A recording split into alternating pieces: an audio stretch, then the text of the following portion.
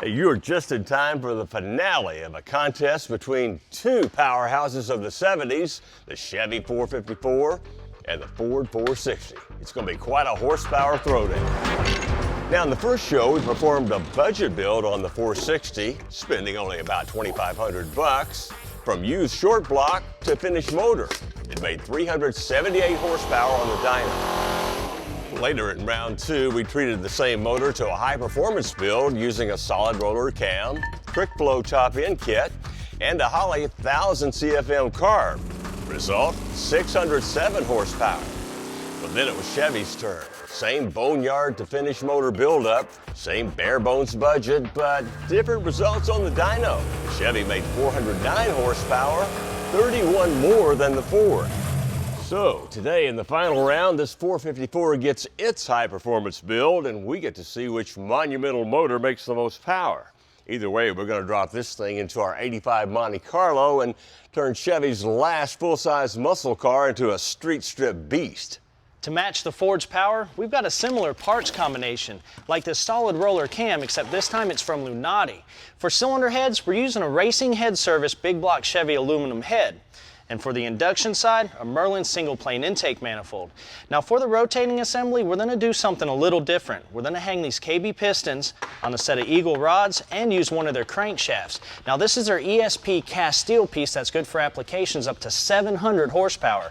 It's been cross-drilled on all of the rod throws for reduced rotating mass, and they even balance the entire assembly for us.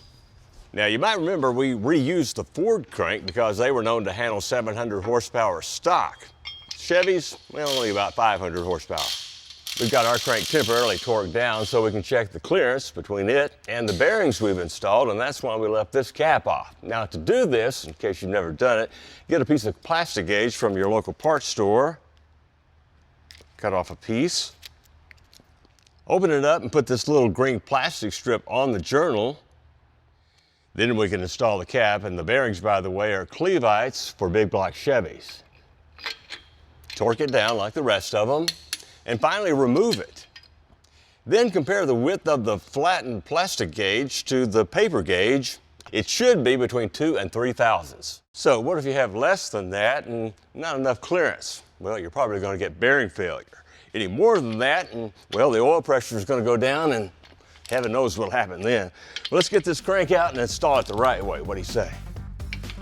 And that starts with installing this rear main seal. Now here's a couple of tips you want to take when you install these things. The first one is to make sure the large portion of the sealing lip is facing the front of the engine. Now the next thing you want to do is offset the seal from the main cap. This will help prevent any leaks.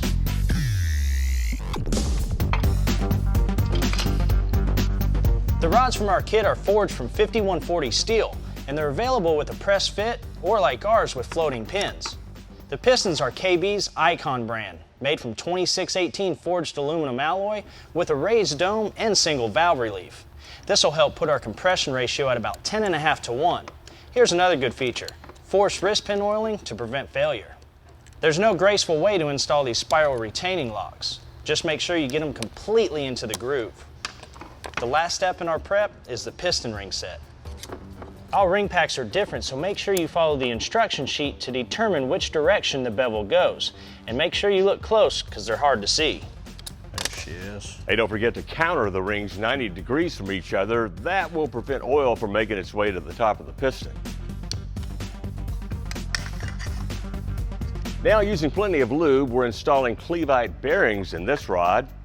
And after knocking in the first piston rod assembly, we're going to lay down another piece of plastic gauge to check our rod clearance. Just like the mains, we're right in the ballpark. When you install these pistons, the valve relief should be pointing toward the center of the engine. Stick a fork in the bottom end, because it's done. Now we're going to move on to the high performance valve train and top end. And I hate to break it to you, but Ford guys, it ain't going to be pretty.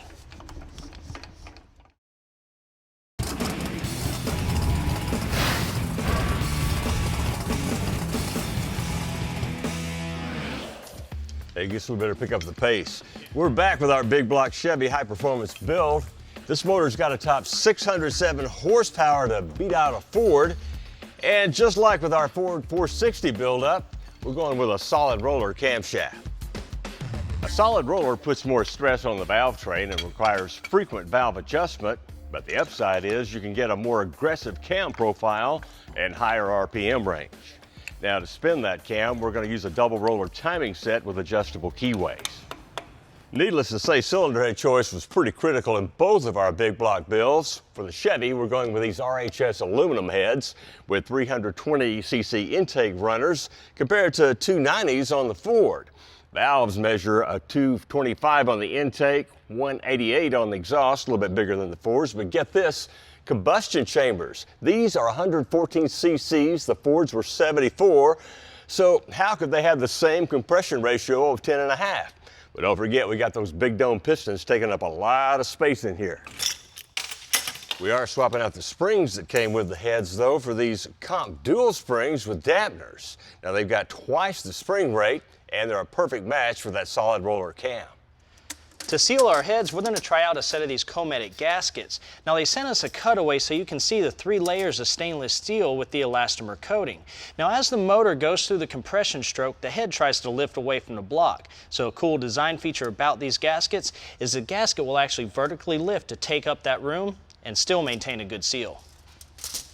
After dropping on the heads, we're going to cinch them down with a set of ARP bolts and torque them in 3 increments up to 75 foot-pounds. The rest of the valve train came from Lunati, including the roller lifters. Because of our parts combination, we have to measure the push rods to get the correct length. And just because we have to wait to get them in the morning, doesn't mean we're dead in the water.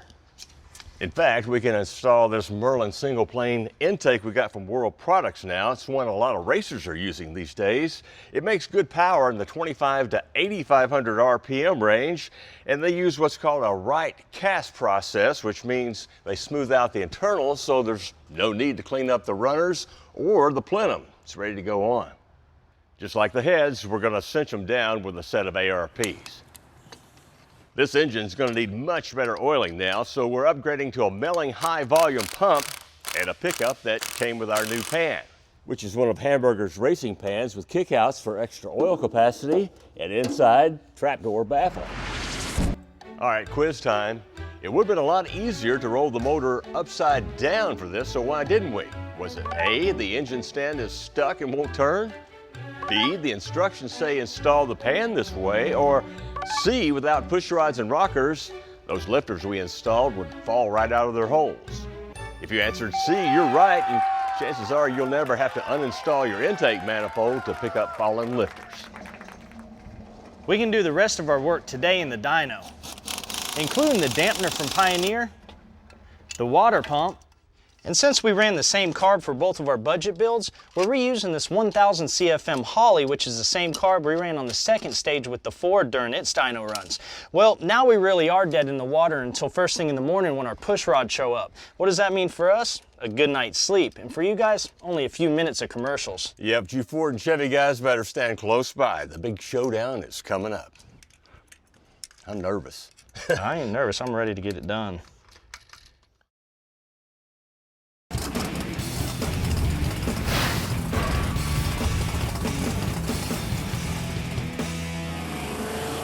Today we're turning our 454 budget big block into a horsepower hoss. First with an Eagle rotating assembly and domed Icon pistons, then with parts like a Lunati solid roller cam and valve train, a set of RHS Pro Action heads, and a Merlin single plane intake. A similar build we did on a Ford 460 recently that paid off to the tune of 607 horsepower. Will this bow tie counterpart meet or beat that? We're just a few steps away from finding out. Well, I'm happy to say the push rods we ordered came in just in time. And just because they're new doesn't mean they're ready to use right out of the box. Machining material can get lodged inside these things, and unless it's removed, it can actually block oil from getting to the top of the engine. So you should always take the time to clean them with solvent and then blow them out with air to make sure they're clear. Well, after dropping them in place, we finish up the valve train with these 1.7 ratio rocker arms. To adjust the valves on a solid roller cam, you're going to need a feeler gauge to set the intakes to 22 thousandths and the exhaust to 24 thousandths. What's it look like? A little over 31. Cool.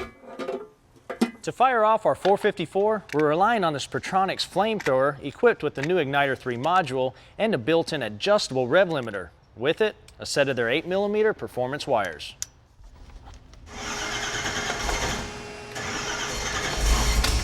Ooh.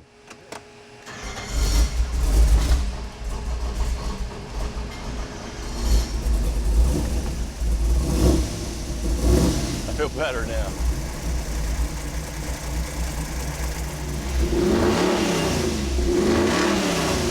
To get started, we're running the engine through a heat cycle to get the ring seated and all the components broke in.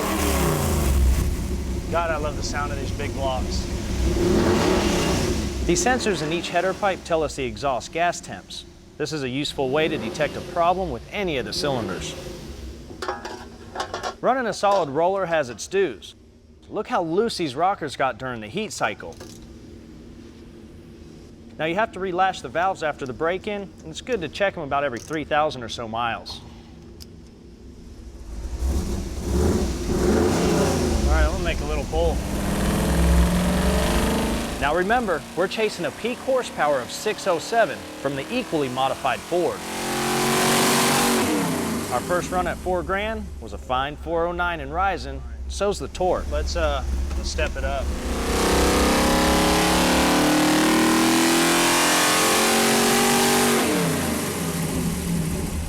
532, 561. This thing's still climbing unbelievable at 5,000 RPM. But let's see what more timing does before we go to 6,000.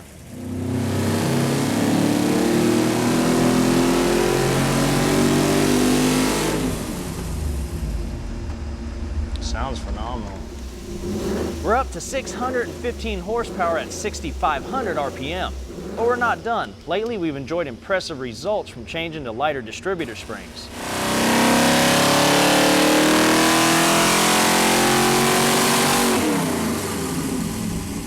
Oh yeah. We did it. Sure did. 622 and a half. Don't forget the half. Yeah. Horsepower. All right. All I can say is that Monte Carlo's gonna haul the mail. I'm telling you. It's gonna be a fun drive. Now, before you Chevy guys start slapping high fives, let's look at peak runs of each engine stacked up against each other. This is horsepower. The bright white is Chevy, peaking at 6,300 RPM, 11 more horsepower than the Ford that flattened out here at 5,900. Torque is a different story though. This is the Chevy bright green down here and the Ford making 11 more foot-pounds. Now average, that's a little different story. Average is the performance measured throughout the dyno run, and in that department, well, it's Chevy hands down 21 more horsepower than the Ford still making a little bit more torque. Well, no doubt they're both stout engines, but only one's gonna fill up that hole in our Monte Carlo.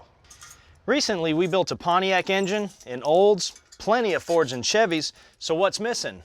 Hey, Mopar guys, don't worry, your chance is coming a lot sooner than you think. But after the break, Joe's got a little tech tip he wants to share with you on an LS1 here on the dyno, so I've got to get this thing out of here.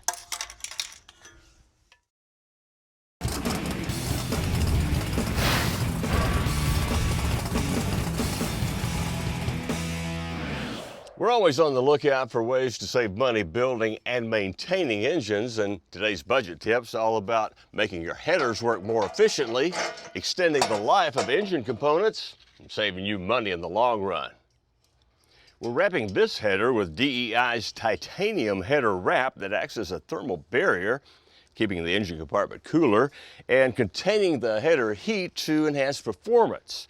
Now it comes in a kit with enough wrap to cover a set of headers, locking ties to keep everything secure and snug, and a can of silicone coating to further seal and protect.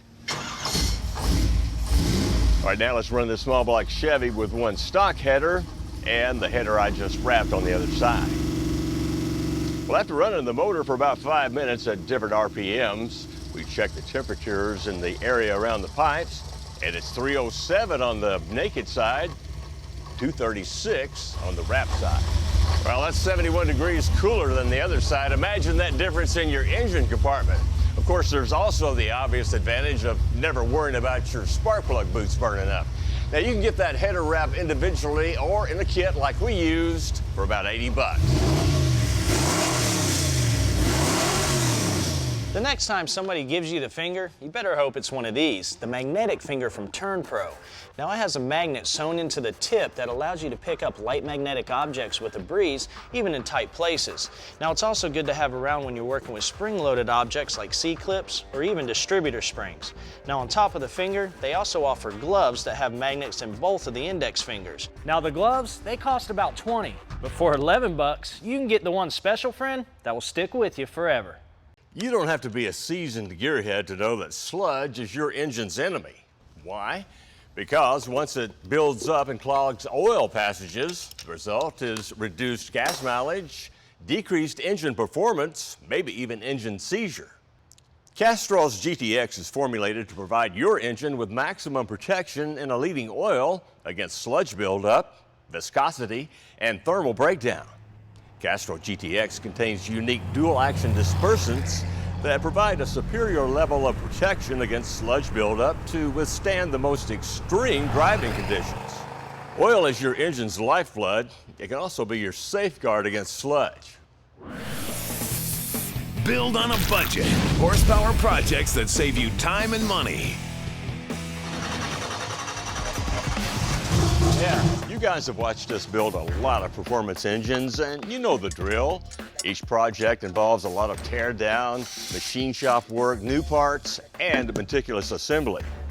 It's a lot of fun to do, and it's the right way to build a performance engine. But when a problem develops in your everyday driver that results in water in a cylinder, well, the cost can be more than just a new gasket. It's time, and the shop can get hundreds in labor. So instead of going that route, you might want to try a chemical solution. Head Gasket Fix is a new internal engine coolant seal from Bars Leaks. According to them, their technology has advanced to the point that now you can just pour it into a cool radiator, then idle the motor for 15 minutes. As it circulates with antifreeze, it reacts to engine heat, sealing leaks, including water passages in the head gasket, head, and block. They claim it works in any gas, diesel, iron, or aluminum engine, and that it seals permanently. So if you are on a budget, this is a low-cost option. Oh, and you AMC guys, you just got to peek at our next project car. But that's it, because we're out of here.